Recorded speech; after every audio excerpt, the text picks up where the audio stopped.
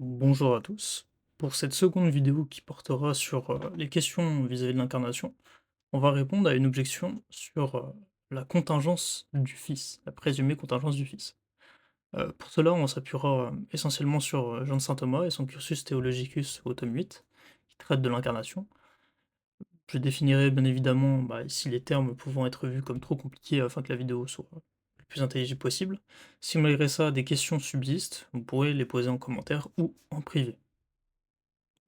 Donc cette vidéo, elle sera constituée en 3 parties. On va premièrement déjà définir les termes. Deuxièmement, on va rentrer sur, la question de la réduplication. On va essayer de démontrer tout le principe de la réduplication. Et troisièmement, on répondra aux objections. Alors pour commencer, alors sur les définitions, on va avoir 3 définitions à voir. Premièrement, la simplicitaire. Simplicitaire, c'est quoi? C'est, la forme absolue de prédication. Donc c'est l les thomistes la définissent comme ça, c'est l'énonciation non qualifiée. Donc en gros, on parle du sujet en soi, indépendamment d'un aspect particulier. Le secundum quid, lui, ça va être la deuxième définition, c'est à l'inverse une prédication qualifiée ou réduplicative. Donc c'est-à-dire qu'on considère sous un aspect particulier et pas une énonciation absolue. Le troisième terme qu'on va voir, ça va être celui de fallacia accidentis. Fallacia accidentis, c'est une faute logique qui consiste à transférer indûment une prédication réduplicative à une prédication absolue. Passer du secundum quid au simplicitaire. Maintenant qu'on a défini ces termes-là, on va pouvoir passer à la réduplication. Donc la réduplicatio, en français réduplication, c'est un procédé de prédication. On attribue un prédicat à un même sujet, mais sous une raison déterminée. Par exemple, la phrase qu'on va prendre d'un sujet S, d'accord? Donc le sujet S en tant que possédant ou considéré selon la nature ou la raison formelle de N et P. Donc ce principe-là, il va servir à verrouiller le principe formel, qui fonde la prédication pour éviter justement ce qu'on a dit plus tôt, donc le fait de passer d'un secundum quid à un simplicitaire. Pour donner des exemples de réduplication, on va considérer deux phrases. Donc une phrase A qui va être la suivante, hein, le sujet S et P, donc P renvoie à une propriété quelconque, donc S et P. Celle-ci, on voit bien qu'elle est prise globalement, sans préciser d'angle particulier, on dit que S possède P. Là, on parle dans un sens absolu, donc en soi, simplicitaire. Maintenant, on va prendre une phrase B, où on va dire que S en tant que N est P. Donc celle-ci, ah, on voit bien que là, on considère S sous un aspect, l'aspect N, qui lui possède P, parce que N est le principe de P. Avec ces deux phrases, ce qu'on voit, c'est que les deux phrases ne visent pas le sujet au même titre. La seconde, elle restreint donc la proposition à un point de vue qui est fondé sur N. Donc si on veut résumer, la phrase réduplicative, c'est du moment où on va spécifier un aspect, où on va considérer l'objet. Donc maintenant qu'on a défini entre autres ce que c'est, et qu'on a regardé un peu plus profondément, euh, la question qu'on va se poser, c'est quand il y a une négation de la phrase, est-ce que ça, enfin, au point de vue absolu, est-ce que ça entraîne une négation de la phrase réduplicative? Eh bien, non. Et pour ça, on va essayer de le démontrer. Pour que ce soit le cas, en fait, il faudrait que posséder P, globalement, soit équivalent à posséder P en tant que N. Or, ce n'est pas le cas parce que bah, l'absolu regarde S globalement. Ok. Donc c'est l'angle principal sous lequel on parle du sujet, donc le sujet en soi. Et en tant que N, lui, il regarde S sous un angle précis, un aspect formel déterminé. Donc changer l'angle peut changer la vérité de la phrase. Donc nier la première, donc au point de vue simplicitaire, n'impose pas de nier la seconde. Par exemple, on va donner plusieurs exemples, mais premièrement, j'ai essayé de donner un exemple hors christologique. Prenons un médicament. Disons que ce médicament-là euh, n'est pas dangereux pour la santé. Donc là, on voit, ça c'est une phrase simplicitaire. Je dis, dans l'absolu, ce médicament-là n'est pas mauvais pour la santé. Maintenant, je fais une deuxième phrase où je dis, ce médicament, pris à forte dose, est dangereux pour la santé. Là, on a une phrase réduplicative. Parce que là, on considère sous un aspect, l'aspect de forte dose. Et là, on voit que les 2 phrases ne sont pas mutuellement exclusives. Un médicament peut être bon pour la santé, mais pris à forte dose peut être mauvais pour la santé. Et la négation qu'on a dans la première phrase, donc n'est pas dangereux pour la santé, bah, elle n'implique pas que, au point de vue réduplicatif, on doit dire la même chose. Les 2 sont 2 angles où on peut changer une vérité, parce qu'on la considère sous des aspects différents. Donc maintenant qu'on a dit ça, ce qu'on voit, c'est que dès qu'on change l'angle, bah, on change ce qui est affirmé ou nié, et c'est pourquoi la négation de l'un n'emporte pas la négation de l'autre. Si un prédicat contredit l'angle principal, par exemple, pour la christologie, la passibilité ou la contingence, face à la divinité, qui est donc l'angle principal, parce que le Christ est un suppôt divin, on ne peut pas l'affirmer dans l'absolu, donc simplicitaire. Mais on peut l'affirmer en tant que, donc vis-à-vis d'une réduplication sur un autre aspect, donc par exemple l'humanité. Parce que là, on peut le fonder.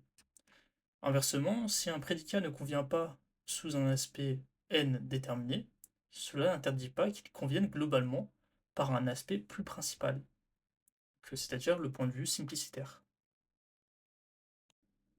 Pour cela, supposons un suppôt S qui a deux natures, donc N1 et N2.